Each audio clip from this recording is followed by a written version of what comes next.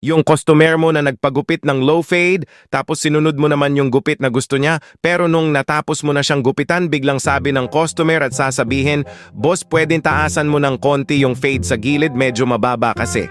Aray mo! Yung pagkatapos ng hirap na ginawa mo sa gupit niya, bigla niya sasabihin at ipapabago yung gupit niya. Sa sobrang inis mo sa customer, sinabihan mo siya ng, "Sir, ano ba pinagupit mo, di ba low fade?"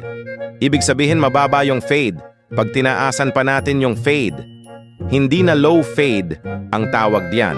Ang tawag diyan ay mid fade o high fade. Kasi tataasan uli natin yung fade. So panibagong proseso at trabaho na naman ang gagawin natin kasi madodoble uli ang oras natin.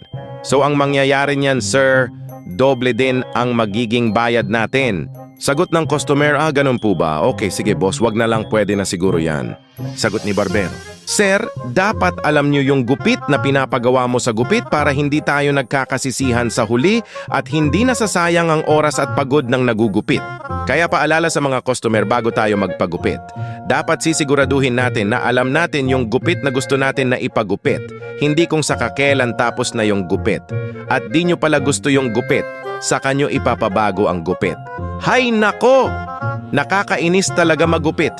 Pag ganito ang nagpapagupit, hindi kasi yan katulad ng bumili ka lang ng tulingan sa palengke tapos bigla mo naisip at bigla nagbago desisyon mo na tilapia pala ang gusto mo at hindi tulingan.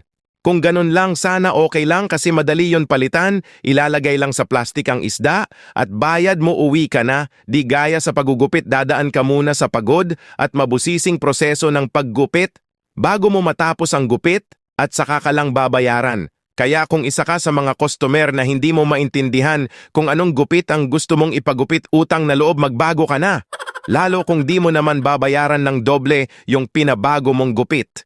Hanggang dito na lang mga Katorix, salamat sa panonood ng ating video. For more updates ng mga educational content tungkol sa usapang barberya, please follow my channel. Diyos mabalos sa Indong Gabos.